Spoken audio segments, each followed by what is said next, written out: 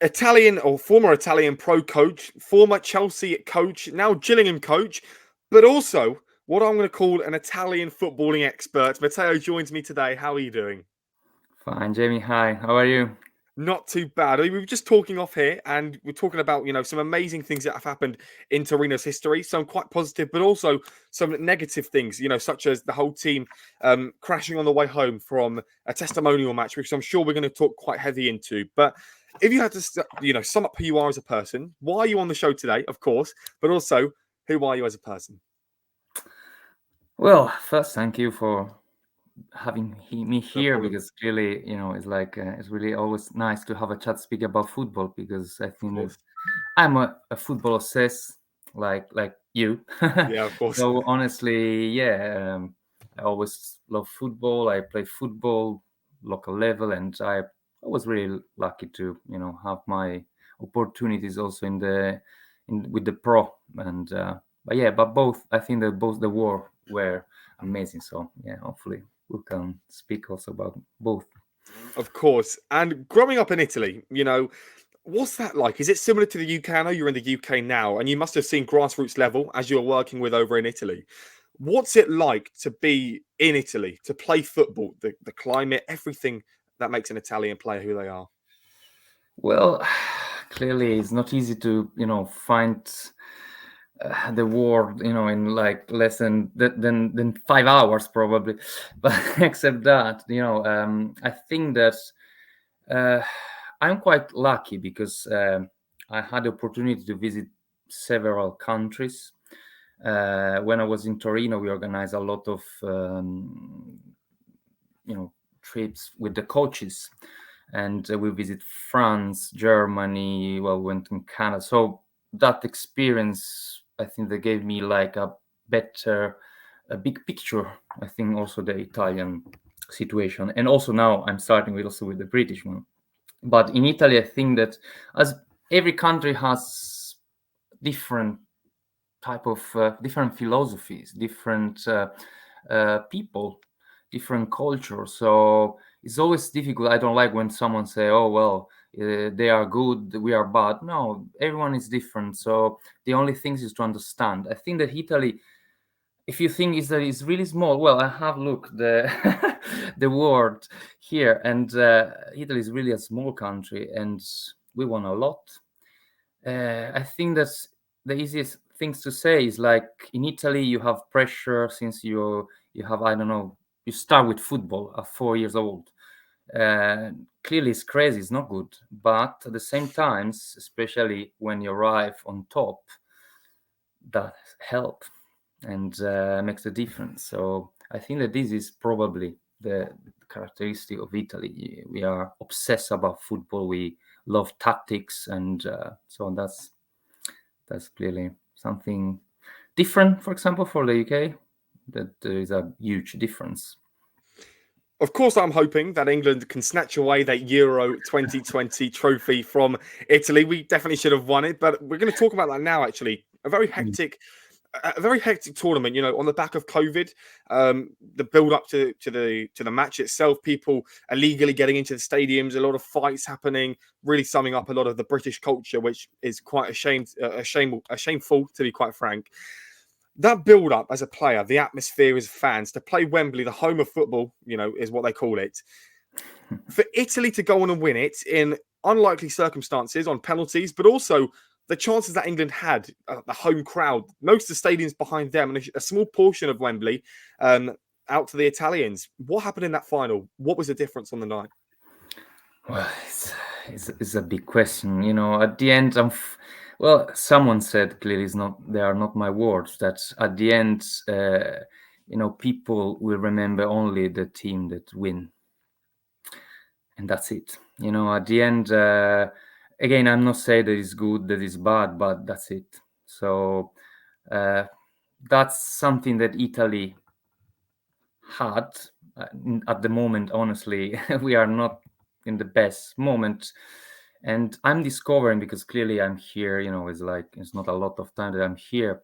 I think that England is amazing. Is amazing. Also, the football is it's unbelievable. And I'm discovering also that, the fair play and how also, you have this ethic of football. It's unique, I think.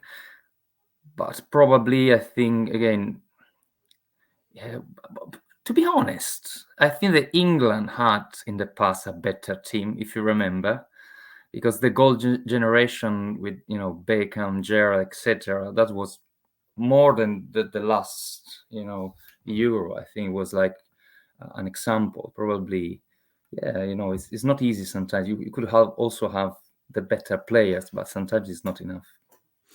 And Do you think then that our footballing game, the game that people grow up to play, is getting ruined? I mean, I know it here in England, you see with VAR, you see with officials, but maybe a bit of corruption happening. In Italy, I see big pyros, I see flags, I see huge atmospheres.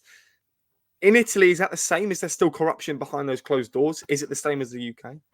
well, I think that where is money, there is corruption. So maybe again different type of corruption. I remember an interesting other uh, night in which you have spoken about that. So it was really interesting. But yeah, money is money. Honestly, I've stopped. Honestly, I'll give you an example. When I started in Torino FC, clearly I spent 15 years. I started as a coach and I become manager. So I had the opportunity really to grow up as a person, but also to learn a lot and discover some situations. And yes, it's money. It's money. Money is money, and you can have a lot of strange situation. And honestly, I would strongly believe in football, the clear football, and so I always try to, to do my best and to be ethic. And uh, but I decided to stop. So I stopped my dream. I thought, well, I prefer to stay with the young players in which you don't have a lot of money or you don't have money, because that is football. And so it's yeah, corruption is everywhere, unfortunately. It's also, a general economic problem. So a lot of people also here, unfortunately, discover they are selling dreams. And it's so easy. And if you are a coach or if you are a manager or chairman, whatever, you have responsibility, but it's only ethic, it's not money.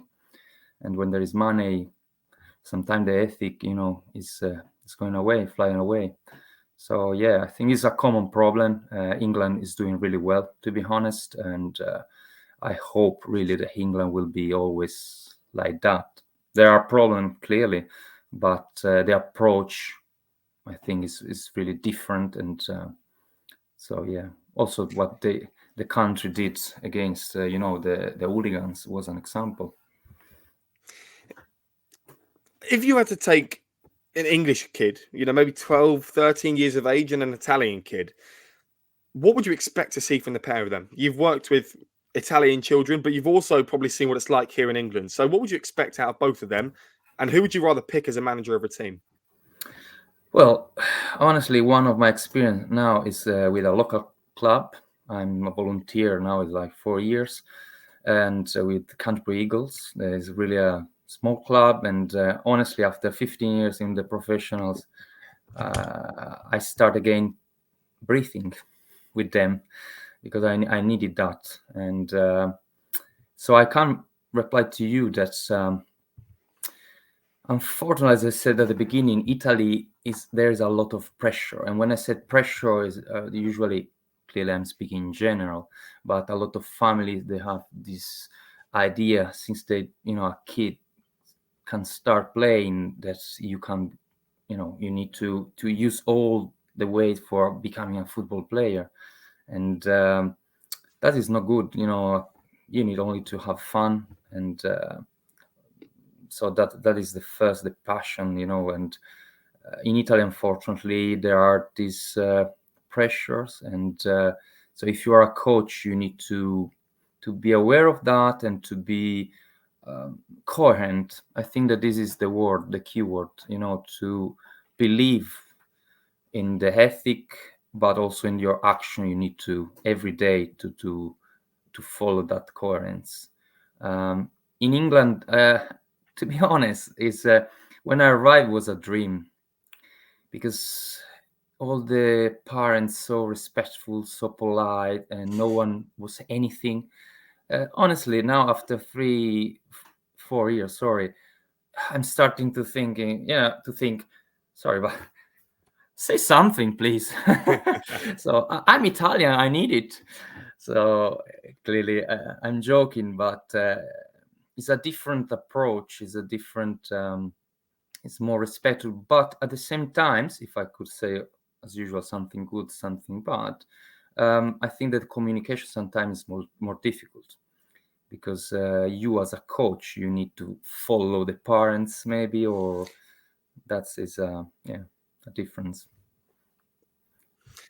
Well, you said there that you're basically dealing with children. You know, you're dealing with, you've got parents in a family. They're sending their kids to you to be able to better themselves as a footballer. Idea of potential, you know, maybe to become a professional eventually. Is there ever has there ever been a case where a parent would criticize what you're doing? You know, maybe because of the drills, maybe because of lack of the motivation. If so, how do you get around that? How do you motivate these children and the adults? Well, clearly, I think that we need to have two different levels. The first one is the player. The second one is the context. It is not only for kids; it's also for adults. You know, you have a family, you have a wife, maybe, or whatever. So I think that more or less is the same. So with kids, clearly, you know, the parents are clearly really important. So I had absolutely, yes, I had a lot of negative feedbacks by another phrase. If you are doing something, you know, it's impossible to don't do mistakes. So I think that, again, you need also here in the UK is like is everywhere, this phrase. So you need to learn from your mistakes. And but I always honestly, also with them, I always try to say what it was, so without try to convince anyone, because I was, you know, I always try to do the best. I never accepted any other idea, or, you know, you were speaking about corruption, but sometimes the little corruption is only maybe, I don't know, to I don't know, favoritism or whatever. So it's easier. It's easier, and so sometimes I had some parents that they weren't happy about my choices. But again, speaking, communication, be clear.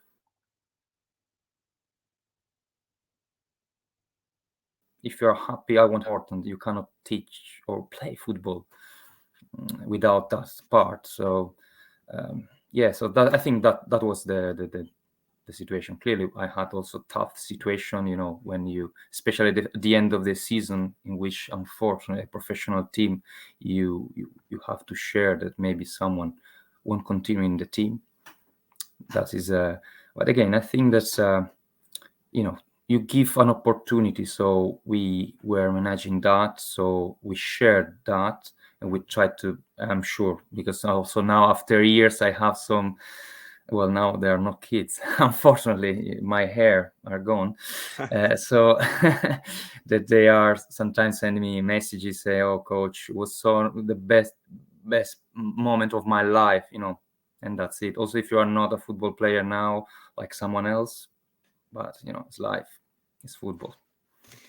Is that why you prefer to work with the younger side of the game? Purely because you like to see the growth in the players? You can really mold the players into what would be your preferred style, whether it be set pieces, training, whatever it could be. And the potential of seeing one of your players that you trained from the ages of 7 or these really young ages, the idea of them becoming a professional, taking it even more seriously. Is that what you live for? Is that why you do what you do? Yeah, well, if I think that the reason is because I'm egoist. Everyone is egoist. If you are doing something, you are doing for because you like it. So I love, honestly, stay in a football pitch, and I love take the positivity from the players. And with kids, as I said, is real. It's real football, because you don't have any I don't know, agents. You don't have any other things. You are in the pitch, you are playing football, you are loyal, you're enjoying. And honestly, I'm really lucky because I can take this passion and feeling better. Honestly, it's impossible. It's like hundreds of times in which I start the training session in which I was so tired without any energy. I finished the training session, I was like a volcano because of them. And I think that is the secret, I think, in general. You know, for everyone, professional, non-professional, coach or not coach, the passion doesn't matter. I work everywhere now, I could say, younger players, older players. Also, if you are 14 years old, look, Cristiano Ronaldo. I'm sure that is the money is money, but without the passion, you cannot arrive over there. Without the obsession, you cannot be over there. So then, in Italy, when you were growing up playing football, what was your first experience like with the ball at your feet? Was it a parent's gift from the age of 1, the moment you could start to walk? Well, as a player, I started when I was like 8 years old. Honestly, I wasn't a great football player, and but I had my, I enjoy my football. I think that my life changed when I was in a local club. I was 70 years old, and the chairman was looking for young coaches to put in the grassroots football, Saturday soccer, this, and he changed my life, honestly. And it was like a small club. I could say the name is Chitturin. There's like a typical local club, and they grow. I've learned so much over there. Sometimes we didn't have enough balls. That is something that's I think in football is also another important part. Learning to play football everywhere, to don't have like excuses like the ref, the others. Go straight and play football, and that is something also that I was really lucky to learn also well in my professional career. That clearly I've learned from amazing people, and Torino was like a dream as a supporter, but also because it was like the philosophy of the club. So I learned from them, honestly. I have a long list of people that I could say that they teach me. So Look, I'm sure that maybe at the age of 8, you wouldn't have quite understood where the end of your career may have been. You wanted to be a footballer, but maybe you understood you couldn't later down the line. Was that a reality? Did you want to become a footballer? yeah, I think that you need to dream. You need to dream. We need dream. I'm dreaming. Without that, life is sad. And that is the problem when we were speaking about other part like pressure or whatever, money, etc.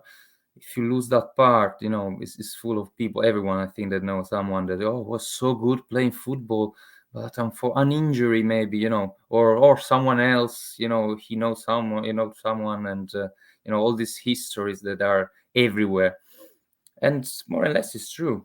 It's true. So you need to be prepared. So what I've learned, because it was like, as I said, I was only really really lucky, I think.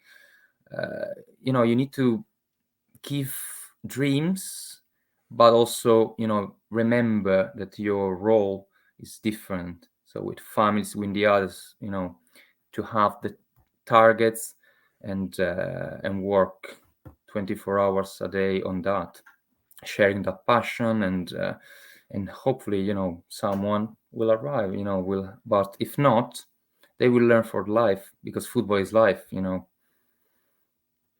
For me, it seems to be that in a very Western society, UK, England, Germany, I said UK twice there, but you understand what I'm saying. In Europe and very privileged countries, we have the opportunity to play football in a park. We have the opportunity to, if you're more privileged or normal, to go ahead and join a local team, go ahead and play against great players. And I always say to people that you look at Africa, you look at Asia, you look at South America, North America, even in Europe, where you see people are pushed away purely because they can't afford it. There's corruption for all sorts of reasons. And I've always said, if you gather the best players that have never made it, the best players, you could have what I would call a top 5 Premier League side, because people put their life into the game, especially with places like Africa where they're non-stop training every day. And they, even though it might seem like a whirlwind, an impossible opportunity, they're training with tires, things that you're meant to be putting on your car, anything that they can to snatch the opportunity they would take. But unfortunately, the reality is it probably won't happen because of where they come from, which is really, really quite upsetting. And in Italy, with the mafia and all these other things that I've talked to people about before, does that hold a bit of a roadblock in people's journeys to becoming pro?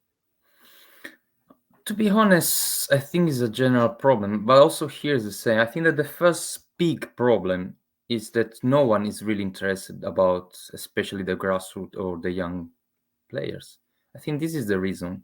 Because if you think about, well, clearly now speaking about the local club, but if you want really to work on the talent, you need to start when a talent is young. And the big issue is that we don't know exactly how many talents are destroyed by the coaches. This is the problem, I think. And doesn't matter the country, because clearly if you don't have, you have situation like Africa in which you don't have the opportunities, so that is different. But in general, in a normal context, and when I said normal, clearly I intend like that you can play football, with your shoes, with a t-shirt. So the lucky part of football, the only things is that I think that you don't have enough knowledge. You don't have. I'll give you an example. I remember a kid. Clearly, I don't remember the name, but it was like a friendly match. I think it was October, and I was a manager, so I was supervising the match. And there was this kid really, really good. Say, oh my gosh, this really a skilled kid. Was really clever because clearly we were looking for the independent player. So, and I said, well, let's take the name because and we will see. After clearly my role was connected, but I not directly, I wasn't managing the scout. And after 5 months, we met with that team again. Same kid, unfortunately, same coach. He destroyed a talent because it was skilled technically with the mind. Luckily for him, also the physical part. But the coach was asking always, pass the ball, pass the ball, pass the ball. No choices. What is the best player also in Premier League? Who's making the difference? The player that can think alone, that can invent something. It's not Guardiola that say, oh, pass the ball over there or whatever. That is the difference, So I clap for you there purely because it's evident to me, shall I say, that I'm in a team where, for example, that people get told this, and it's like they have such an immense talent, but they're not allowed to express it purely because of one person's thinking. And I find that absolutely crazy. And we often get told we're not in the Premier League, we're not this, we're not that, but we're here to play football. We're here to show off skill. I mean, I'm not skillful, but people to do the Rabona flicks or whatever you want to call them. But as long as everything's working on the pitch, as long as as long as we're getting the results, as long as people are happy, I don't see a problem. As long as I'm scoring the goals, as long as people are scoring goals, it's all that matters, out there to play football. And for that kid, I'm sure it's happened to many where one person could instantly ruin that kid's career. And it's so upsetting to see. And, I'm sure you'd see it a lot more now. Where you are in Gillingham in the UK, I'm sure that happens quite a lot, unfortunately.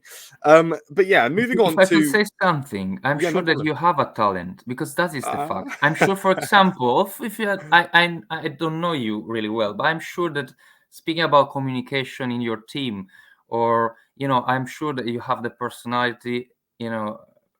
I'm quite sure about that.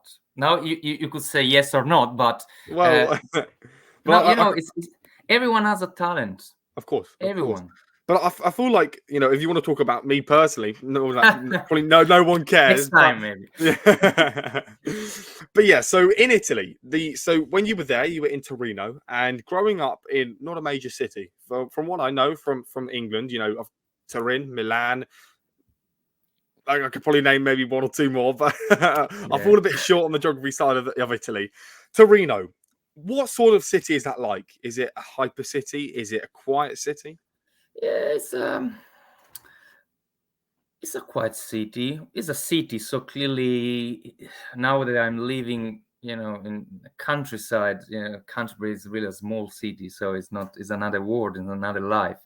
But in the north of Italy, usually it's a little more reserved. So Torino is really like a respectful city. Usually, the typical people from Torino, they are really polite, respectful. They don't ask, because they respect the privacy, etc. So that is that city of Turin, and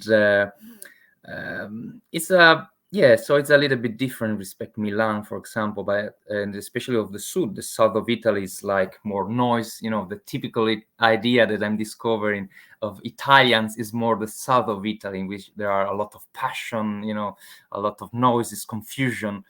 So yeah, that is the difference. Torino has two big teams. The first one is Torino FC, clearly, and the second one is Juventus. I said in this order because clearly you can understand what is my. I'm supporter of Torino. I work for Torino, so I couldn't say anything different. And so it's clearly really different, the football, because another thing that I've learned, every also professional team is different because the context is different. For example, Gillingham here, is the only professional team in a huge area. They don't need to looking for players. We are alone. We are here, more or less. We will take the best players, more or less. Clearly, is a general, phrase. But in Torino was the opposite. In Torino, you had like Juventus in the same city. Juventus is not a football club. It's like a company. Okay, so but Torino had, and unfortunately I said had and not has, a history in which, especially for the younger teams, the youth team was amazing. They built the Italian way of playing football. They were like really some. Well, they were the best coaches in the history, probably, of Italian football. They were over there. So Torino was so famous also before the Grande Torino, after the Grande Torino, sorry, for being the best Italian team in the younger team. So I was really lucky because I discovered that clearly you need to work always for the future. That is different, not working for today, but working for tomorrow. And wait and share and understand that everyone could help in this path, and honestly, it was amazing because I met really, as I said before, people like Vatta, or there was like a scouting. I remember his name was Raviola. When I arrived, well, he was speaking only the local language, and luckily I know the local language. So when he says something to us, it was like the first day or something like that as a coach. So I was clearly I didn't know what I was doing over there. It was totally crazy. It was like a dream. He started saying something. I replied, "So you are speaking the local language. Good point for you." Clearly, it was joking, but that was if you could you imagine you have in front of you someone that is history and is joking normally with you. That was Torino. That was people with huge knowledge that I will never have. That they could give you, share their knowledge, and so it was like a dream. I hope that now I could speak you about the Philadelphia. That was really like probably a dream. So for the people that was over there, it was like this stadium And it was also the home of the Grande Torino. You were speaking about, unfortunately, a crazy and really sad situation. And Grande Torino was the best team in Italy after the war. And in the 4th of May, in the 49, there was this air crash after a friendly with Benfica, and the best players in Italy. You can imagine, like they smashed all the records. They had like 10 players on 11 in the national team. So it was crazy, and they won everything. It was like a dream, and they were in this stadium in which all the young teams were in the same place.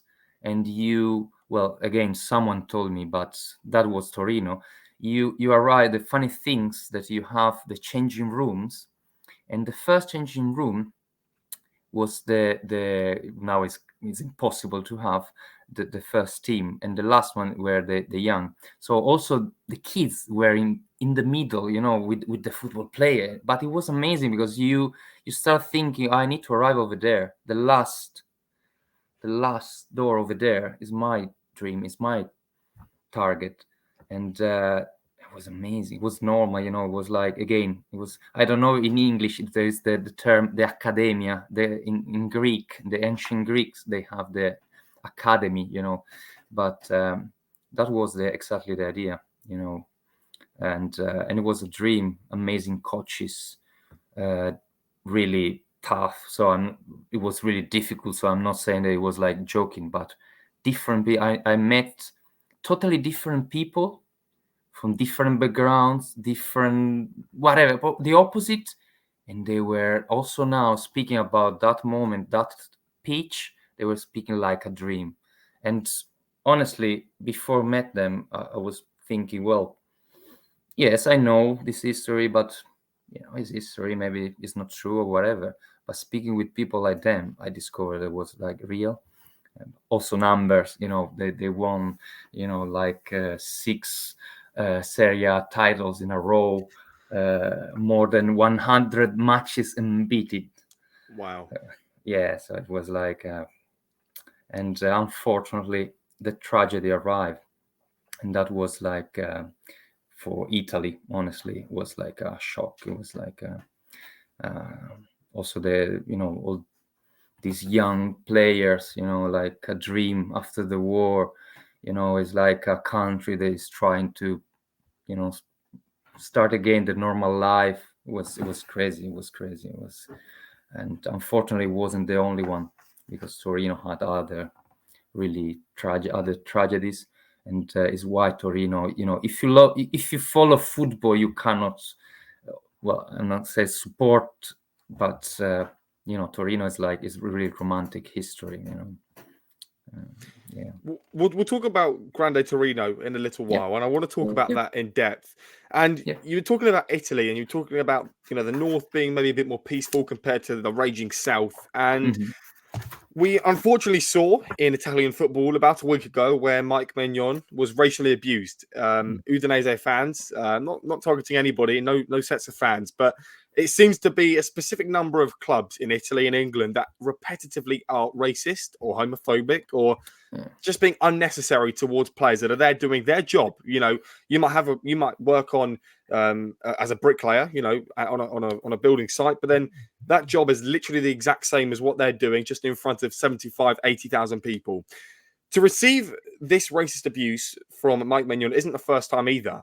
But to see it from the same club or the same set of fans or the same, group of people is quite a shock. But I've never really heard of, and I don't know if you could tell me, I've never really heard of any northern teams in Italy so far that have been like this. It's usually the south. Is there a reason as to why? Well, it's not really like that, honestly. Honestly, I remember, I don't know if it was like 2 seasons ago, in which there was like a not nice situation between like a coach, a Serie A coach, against some people of the south of Italy. So really crazy, crazy stuff. So it's not. It's honestly in Italy, it's more or less is the same. I think. Look, again, I think that is the culture. Okay, again, and then start again when you are young, because if you start looking for always be against the others, and you also permit to do that, permit to think some sometimes also excuses to say, he's his fault or whatever, or I accept maybe some words or some behavior. If you grow up since you are kids, in which you understand exactly what is the reality, you won't have something like that. So unfortunately, this is only the top of the iceberg. So England, Italy, North, South is unfortunately is the same. It's a really sad moment. To be honest, I'm working also now. My other job is in the EDI, so I'm working that every day. I work also in Italy in the most important trade union. It was like a nightmare. So we need to recover that culture. That is sport, by the way. Sport helps, so it's not acceptable. So rules, unfortunately, I think that people needs to know. But if I could say something, I really appreciated the reaction. So it's important that also the other football players, the club, if until we will have that strong reaction, we won't accept that behavior, will be in the right way. It's not easy. It's not easy because well, it's war now. At the moment, we are building a lot of walls instead. Work together for a better world. I know this seems like a little bit utopistic, but it's the same. It's football. Is why I love football, because football teach us to work together.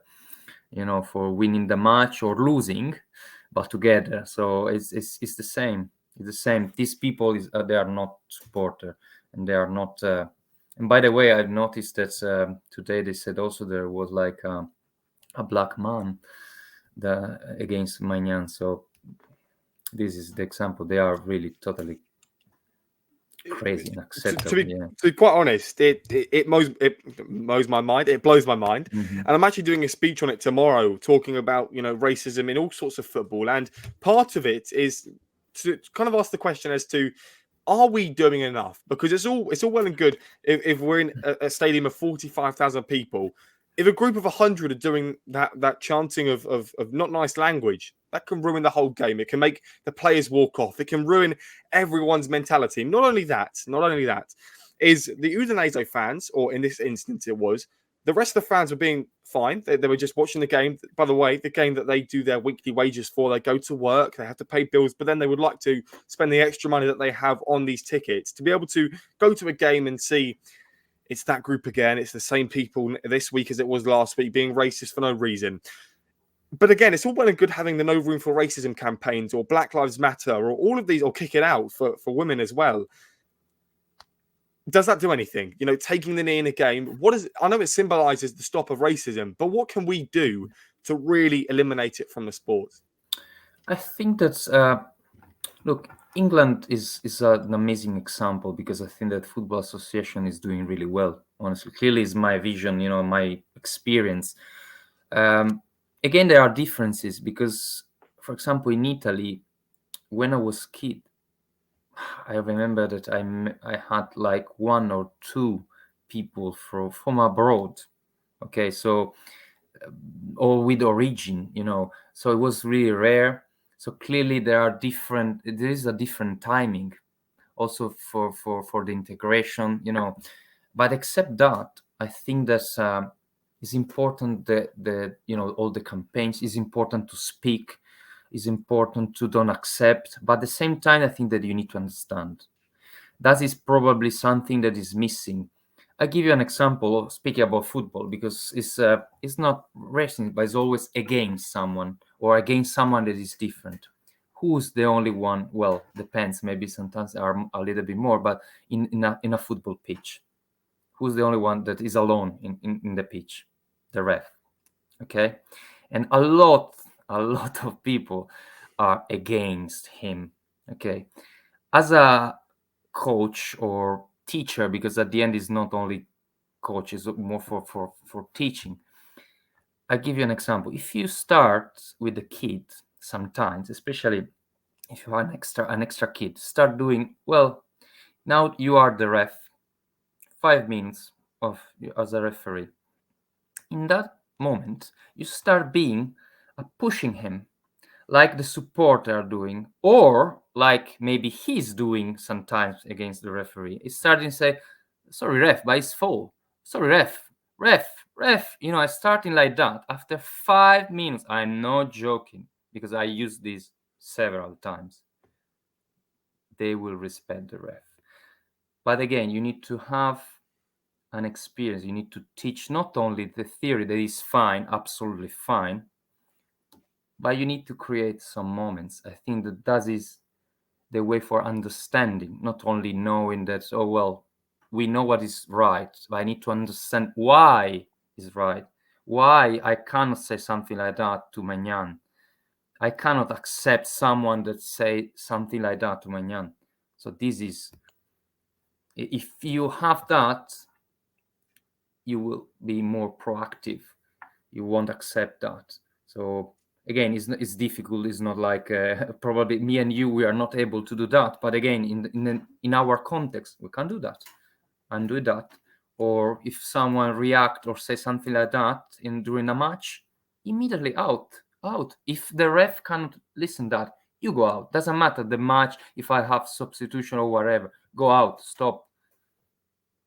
I think let's start with that in our small area in our life, and he will be spread. Yeah. Not only has Italy faced this issue of racism and homophobia, and I was watching a YouTube video the other day about, I think it was Lazio or Roma fans who are, again, down south, a bit more, a bit more for their team, should we say, in a respectful, but also can be quite disrespectful way where there's, I think it was kind of like a cult or a bit of a gang where every match day they'd walk to the grave of basically the Italian Hitler before Hitler. I believe I forgot his name, and this is like essentially a Nazi gang who would be disrespectful towards minorities. But not only that, in the last 20 years, you've told me that Italy have faced an economic crisis. Elaborate on what that means. I'm quite keen to understand what you mean by that in maybe a footballing term as well. Yeah, clearly, because everything is connected. So clearly, Italy, especially in the 80s or in the 90s, if you don't remember, you can find the information. The best players in the world were in Italy. I met people here that they told me that maybe they are still supporting some Italian teams because when they were kids, there wasn't, the premier and the man of the match. It was like Italian football. Unfortunately, I could say every country is different. Italy is good because we are flexible, because we can invent everything, adapt ourselves, but we didn't invest. We didn't think about the future, and that was what's happening now. But I'm not saying that it's bad, because I've learned for one great coach that when you have difficulties, it's the right moment for improving and changing, so and to have new opportunities. So Italy now, for example, is starting finally working on the young players. So again, clearly what's happening outside the pitch is like that you have families now in Italy in which they are starting to have big problem, because they don't have money. So how I can pay for my kid? Because in Italy, for example, it's more expensive. You need to pay every match like €5 for watching your son, and if you are more, could you imagine? So it's crazy. And you pay also at the beginning of the season, maybe the fees for, all the equipment. So again, it's like, I'm not saying that you don't need to pay, because clearly it's different, the system. You have a lot of payment, taxes, etc. So now probably we need another hour for speaking about that system. But it's difficult. That at the end, what is the problem is that I know that there are people that are starting to looking for the place in which you spend less, or they say no, try to find another sport in which you will spend less. So this This is a dangerous moment, I think, in general. Here in England seems again a little bit different. Luckily, well, England is famous for the grass everywhere. So, and honestly, the first match, oh, this is nice. In Italy, you have always pitches, serious pitches, standard goals, and everything is really serious. Doesn't matter the level, but is it like that? When I arrive here, first match, they send me like the address, and I arrive over there, say, where is the pitch? Where is the pitch? There is only a huge space, and so that is the difference. Clearly, here you can put like in 10 minutes you create the pitch, and that's it. You don't need to spend anything. So yeah, it's a different, clearly again, different countries, different cultures. So we need to be aware of that when we try to analyze different countries. We need to know what's happening. But it's like also, again, connecting with football is also like if you're a coach, or I will use my example. When I start coaching here, clearly I start not from zero, but I start to try to understand how was the football here, the standard, what the parent wants, what the club wants, how is the rule. Clearly the pitch I discovered they were like a little bit different. So adapt yourself, adapt your knowledge, and don't try to change, because we are in England. You need, I need to learn how's the British way of playing football. I'm learning and still learning. So Slide this is an tackles. example. Yeah, well, yeah, that's an Brexit example. football, as we like to call it over here. The long pumping up and basically no mind behind the game in the lower leagues of football. But the shock of what you've just told me is quite immense. That you basically have to pay on top of the money that you pay a year to watch your son or daughter, presumably to play football. Where does that money go? Can you visibly see this money being spent, or is it in the back pockets of coaches?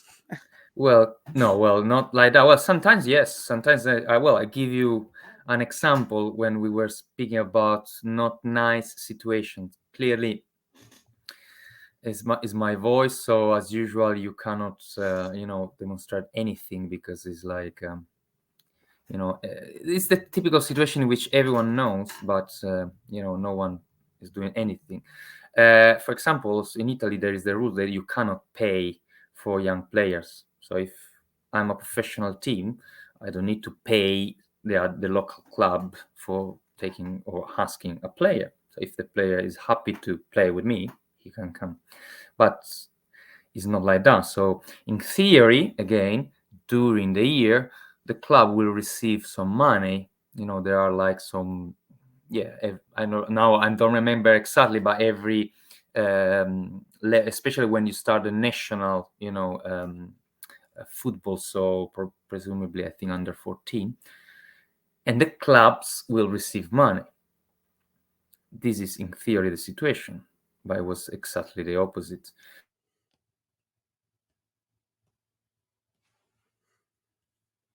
So first, want money, yes, but the problem was also that the professionals sometimes they didn't pay.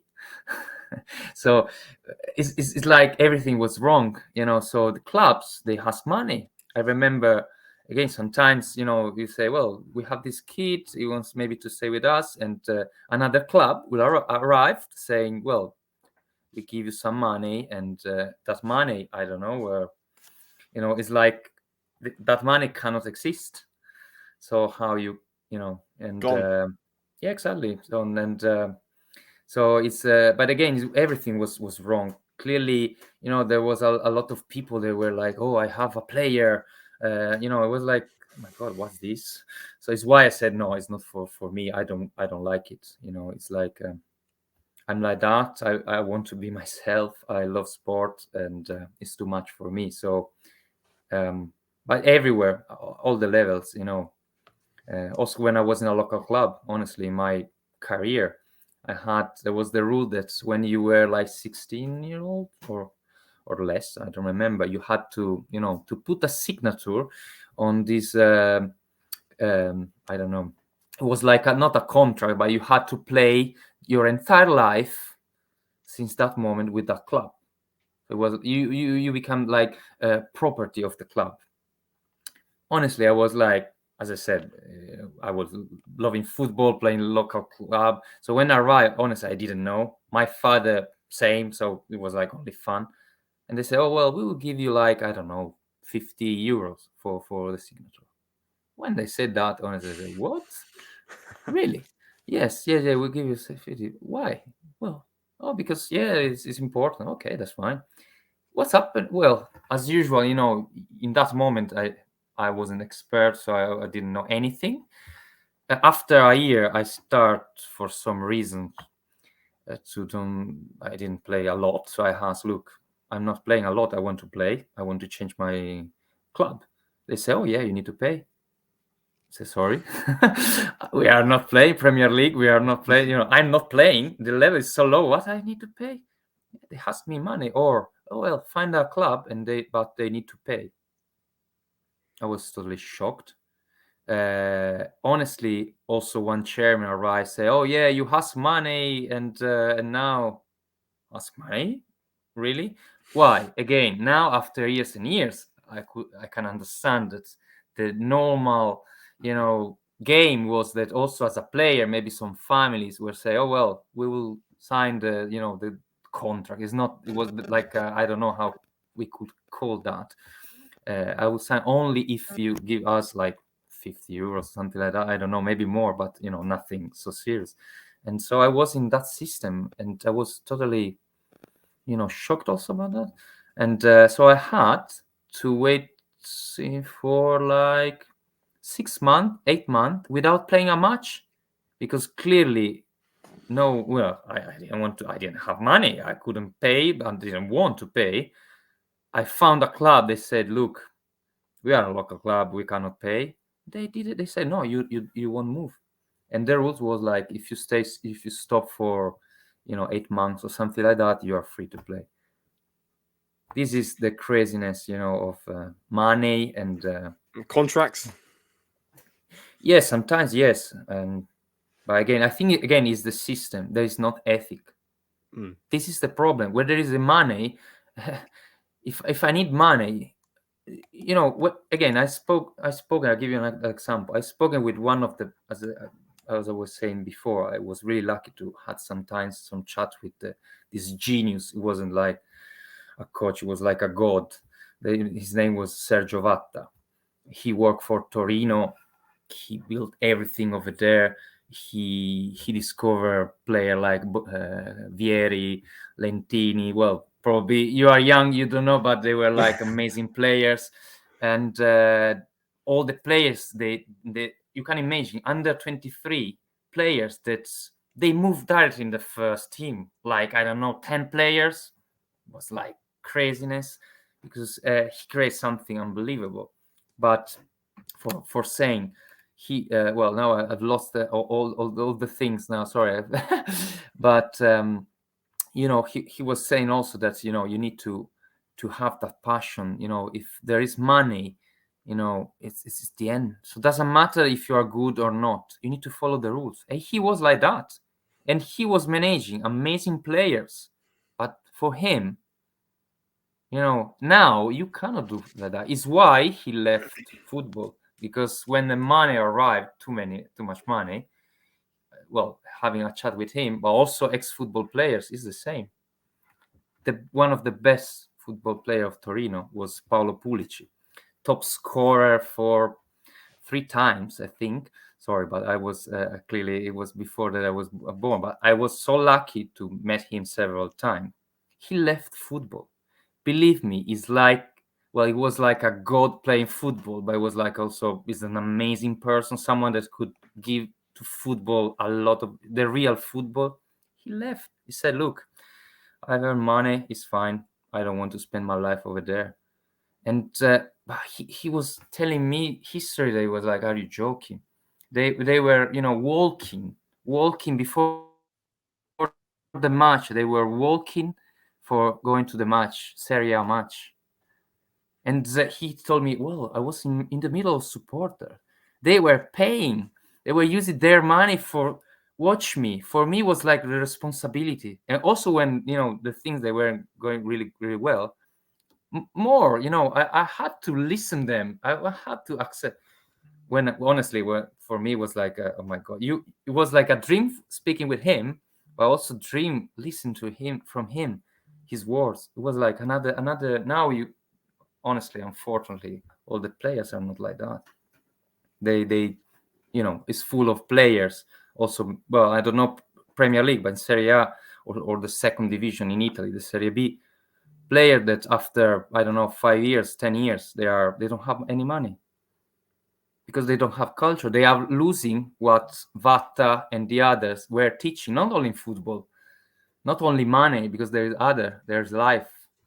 So that is the big problem. And no one is helping, no one is supporting people, players. How many players are moving in the world now, or in Italy, especially from the south, and they have this, I don't know, an agent that say, oh, well, come with me, and maybe he sell, I don't know, a player in the first team, and they put inside other two players, and these players are nothing. They don't have any hope. They will spend like maybe a couple of years in which they will have also money for nothing. They won't play any match, and they will be back maybe at home. They haven't, they left school, etc. That is really is a tragedy, honestly. Everywhere, also here, I discover it's not the same, but more or less. We haven't got too long left, but I Yeah. do want to talk about the tragedy of Grande Torino. Just, tell us what that was about. Just go ahead. I mean, it's tragic. Yeah. Well, as I said, Torino unfortunately had several tragedies, because that wasn't only the only one. If I could add something, for example, the best player, when it was in the 67, I think, there was Gigi Meroni. There was the Maroon Butterfly was the name, died unfortunately after a match because a car killed him. And after 30 years, more or less, the same guy became the chairman of Torino. Crazy situation. Yeah, I know. It's the Torino history. I told you, if you start with the history of Torino, it's crazy. We have lost the UEFA Cup without losing the final with Ajax. So it's at the Superga. It was unfortunately the tragedy. As I said, it was the best team in Italy, probably the best team in the world, and that crazy day near Turin, there is like a hill, and after a friendly against Benfica, unfortunately there was like the fog, and 31 people died, and that was like also now people of Torino, they are crazy about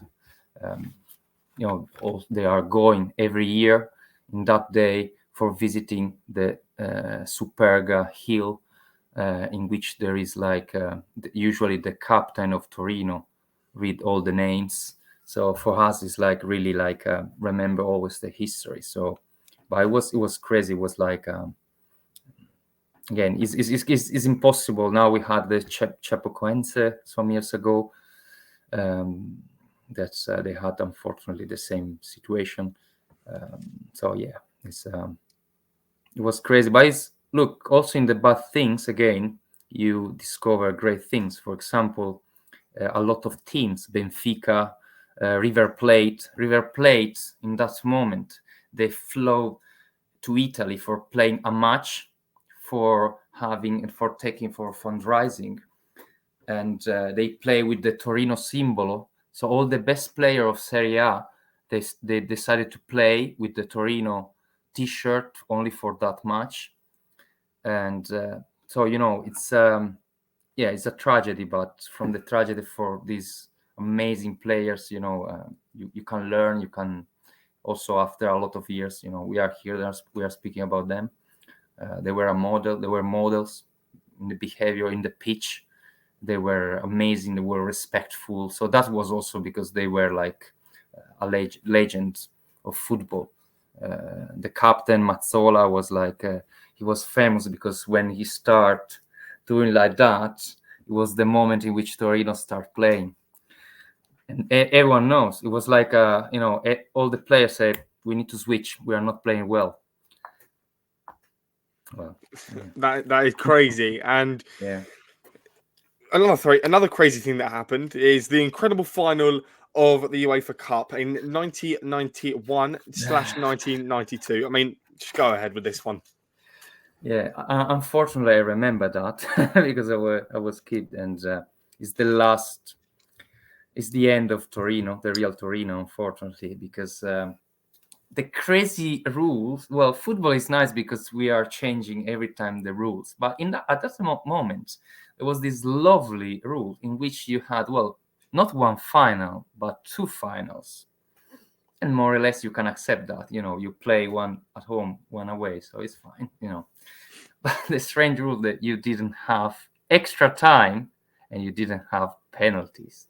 So, if you score away, it was, it was with, they won, Ajax won like that. It was like, unfortunately, we drove two in Torino and 0-0 in Amsterdam, and Torino smashed them.